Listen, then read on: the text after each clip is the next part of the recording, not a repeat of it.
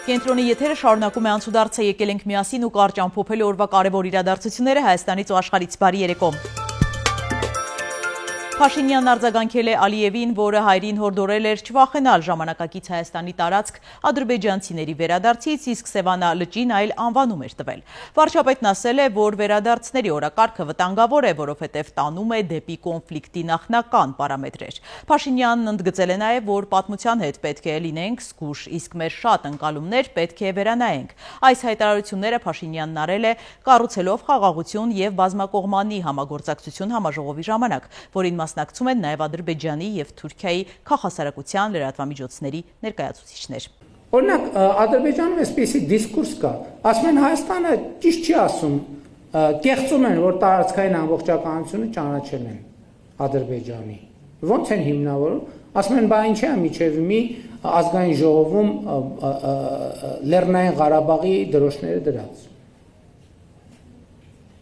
Դե իրենց ընկալումն է։ Դե ասում են, դե եկեք մենք է օրինակ տենց է, եկեք մենք ասենք գյոյչա։ Ստեղել ասում են, դե որ ասին գյոյչա, եկեք ասենք բան։ Գանձակ ասենք։ Եկեք ասենք կովսական, եկեք ասենք քաշաթաղ։ Իրանք ասում են, տեսեք ասցին ջրական։ Եկեք ասենք, որ Երևանը հին ադրբեջանական քաղաք է։ Ու ասում են Երևանը հին ադրբեջանական քաղաք է։ Այնտեղ նայում են, այստեղ նայում են, ասում են, տեսեք ասին Երևանը հին ադրբեջանական քաղաք է։ Եկեք հիշենք, որ Արամյասն ու Մանթաշյանն են Բաքվի նավթի տերը։ Բա Ադրբեջանն էլ ասում են, որ Խորհրդային Միությունը այդ ապօրինի զավթել է բաները։ Շատ լավ, դե ուրեմն Արամյանցի եւ Մանթաշյանի սեփականությունը, որպես մենք ժառանգորդներ, հասկանում եք ուր ենք հասնում, ուր ենք գնում։ Դա սխալ ճանապարհ է։ Ու ընդ որում, այստեղ բացի մեր երրորդ կողմի Հայաստանի եւ Ադրբեջանից դուրս, այսինքն Հայաստանի Ադրբեջանի մի ներկայացուցիչ չկա, որ ինքը ի սկզբանե սենց բան ա եղել, իմաստուն ա եղել, եւ այս տրամաբանությունից դուրս մենք բոլորս եղել ենք այդ տրամաբանության մեջ։ Երևան ժամանած ադրբեջանցիները ճեպազրույց են տվել, նրանք եւս մեկնաբանել են Ալիևի հայտարարությունը, որ չկա Սևան կա Գյոյչա, չեն կարծում արդյոք, որ նման հակասական հայտարարությունները չեն նպաստում խաղաղության հաստատմանը։ Ի պատասխան Ռուսիֆ Հուսեյնովն ասել է, որ հարցը պետք է ուղղել Ադրբեջանի պաշտոնատար անձանց, սակայն ինքը որպես փորձագետ առաջարկում է ստուգել Վաշինգտոնի հռչակագիրը, որը վերաբերում է տարածքային ամբողջականության եւ սահմանների անձեռնմխելիության երկուստեք ճանաչմանը։ Մյուս հարցը վերաբերել է վերադարձին։ Հայ լրագրողը հետաքրքրվել է պատրաստ են ադրբեջանցիները գալ եւ Հայաստանում ապրել Հայաստանի անձնագրերով եւ օրենքներին համաձայն։ Նախ պետք է հասկանանք, որ կա էթնիկ ադրբեջանցիների ահռելի համայնք, որոնց նախնիները ժամանակին ապրել են Հայաստանում։ Մի քանի ալիքներով դուրս են եկել, հատկապես 20-րդ դարում, վերաբնակվել Ադրբեջանում եւ Ադրբեջանից դուրս։ Իրենք էթնիկ խումբ են եւ ահռելի քաղաքական ու տնտեսական ուժ ունեն Ադրբեջանում։ Ուստի արհամարել այդ համայնքի գոյությունը սխալ կլիներ։ Իմ կարծիքով ժողովուրդների միջև կոնտակտների գործընթացում պետք է փորձենք նաեւ այդ համայնքի անդամներին ներգրավել հայերի հետ սերտ հաղորդակցությամբ։ Վերջին շրջանում բուռն քննարկման առիթ է դարձել ադրբեջանցիների ու թուրքերի դասավանդումը Հայաստանում։ Ժաննա Անդրեասյանն է անդրադարձել հարցին, ասել է, որ կառավարության 2021 թվականի ծրագրում առանձին թիրախ է սահմանված տարածաշրջանային լեզուների խրախուսումը։ 400 դպրոց ցանկություն էր հայտնել, որ որևէ տարածաշրջանային լեզու կուզենա ուսուցանել։ Ընդ որում նրանց մեծ մասը ընտրել էր թուրքերենը։ Այստեղ մենք ունեցանք կադրերի լուրջ խնդիր, որովհետև բնական է ցանկություն կարող են ունենալ, բայց մասնագետներ պիտի ունենան, որպեսզի ուսուցում իրականացնեն եւ դրա պատճառով շուրջ 3 տասնյակ դպրոցներ է, որ կարողացան տարբեր տարածաշրջանային լեզուների ուսուցանում իրականացնել։ Ավելի ակտիվ է իհարկե պարսկերենը, որտեղ կան ավելի մեծ հնարավորություններ, նաեւ դեսպանատան հետ համատեղ աշխատանք կա եւ դեսպանատունն էլ աջակցում է թվում պարսկերենի իմացությունը բարելավելու։ Վրացերենով ունենք 3 դպրոցներ, ադրբեջաներենով ունենք 3 դպրոցներ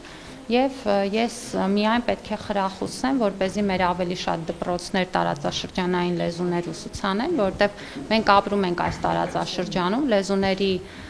ուսուցանումը նաեւ միջոց է ճանաչել մեր տարածաշրջանը։ Ստեփան Ասատրյանի կեղծ պատարագի մասնակից Տեր Տարոնը հրաժարվել է Մայրաթորի կարգապահական հանձնախմբում քննարկել իր անձնական և ծառայական հարցերը։ Պատճառը հանձնախմբի անդամներն են։ Քահանան այսօր հրավիրվել էր Մայրաթոր, ներկայացել է, բայց րոպեներ անց հեռացել։ Լրագրողների հետ զրույցում ասել է, թե չի ուզում, որ հանձնախմբի այդ կազմը քննարկի իր հարցը։ Կեղծ պատարագի մասնակիցը սակայն այդպես էլ անուններ չի տվել, թե ում հատկապես չի ցանկանում տեսնել հանձնախմբում։ Որևէ բան խոստացել եք։ Ես նման եմ մի մարդու, որ ասում կվաճառեմ որևէ բանով։ Դուք եթե կարծում եք մնացածը թողում եմ ձեր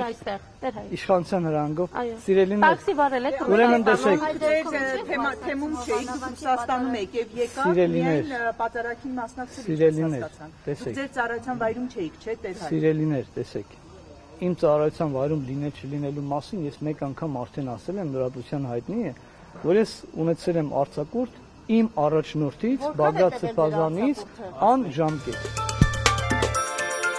Ծափաթաղում հուարկավորել են փոքրիկ Տիգրանին, որին ըստ նախնական վարկածի խեղդեմահ է արել հայրը։ Բացի 3-ամյա տղայից ընտանիքն ունի եւս 4 երեխա, ըստ համայնքի բնակիչների 4-ն էլ առողջական խնդիրներով։ Բացի այդ տանն ապրում են նաեւ երեխայի հորաքրոջ երեխաները դարձյալ առողջական խնդիրներով։ Փոքրիկը որպես անհետ կորած որոնվում էր հոկտեմբերի 27-ից։ Նրա մարմինը գյուղի Դաշտամիջյան հատվածում հայտնաբերվել էր նոյեմբերի 2-ին։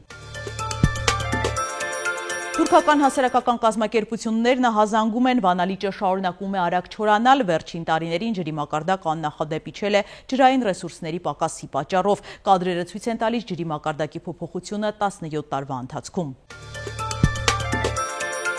Թրամփը սպառնում է կրճատել Նյու Յորքի ֆինանսավորումը, եթե դեմոկրատ թեկնածու Մամդանին դառնա քաղաքապետ, նախագահը կոչ է արել քվեարկել Էնդրյու Կուոմոյի օգտին։ Առաջարկում է միասին թերթել մամուլի էջերը։ Հրապարակը գրում է, չնայած Հովանավանքում ֆեյք պատարակները ձախողվեցին, երկրորդ կիրակի օրն ավելի քիչ մարդ կար, քան նախորդ կիրակի, ընդ որում մեծ մասը ՔՊԱ-կաններ, պղծության երկրորդ արարից անմիջապես հետո Փաշինյանը հայտարարեց, որ հաջորդ կիրակի էլ Թալինի Սուրբ Աստվածածին եկեղեցում է պատարակի մասնակցելու Տեր Թադե Թախմազյանի մասնակցությամբ։ Նա միացել էր Հովանավանքի պատարակին եւ դեմ դուրս եկել եկեղեցուն։ Թվում էր, թե երկու անգամ հայտարարվելուց հետո Փաշինյանն այլևս չի փորձի, սակայն թիմում ասում են, որ խնդիրը ոչ այնքան պատարակի մասնակիցների թիվն է, որքան այն, որ նա փորձում է քայլ առ քայլ հոգեբորականներ պոկել Մայրաթորից եւ դարձնել իր կրոնի հետևորդ։ Թալին գնալու խորհուրդն էլ այն է, որ մյուս թեմերում եւս ոգեբորվել են եւ նոր հոգեբորականներ միանան այս արշավին։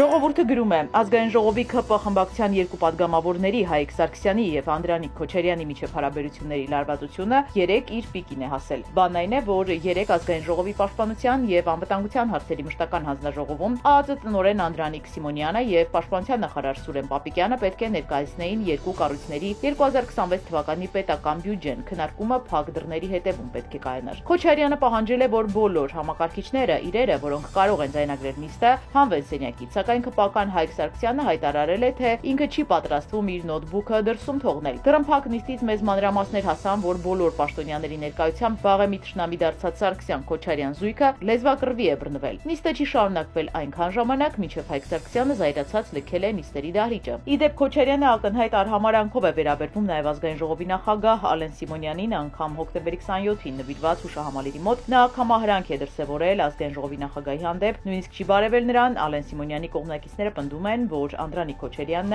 չի լինի հաջորդ խորհրդարանում։ Հնդկաստանը հաջողությամբ ուղեցիր է դուրս բերել իր ամենածանր արբանյակը, 4.4 տոննա քաշ ունեցող արբանյակը անվտանգ կապ կապահովի նավերի, սուզանավերի եւ Հնդկական օվկիանոսում տեղակայված հրամանատարական կետերի միջև։ Չելյաբինսկում բնակարանի սեփականատերը դանակահարված 5 տարեկան աղջկադի է գտել բազմոցին։ Բնակարանը վարձակալել էր 43-ամյա մի կին, տանտերը ծանուցում էր ստացել, որ հեռանում է, ինչից հետո էլ հայտնաբերվել է անչափահասի դին։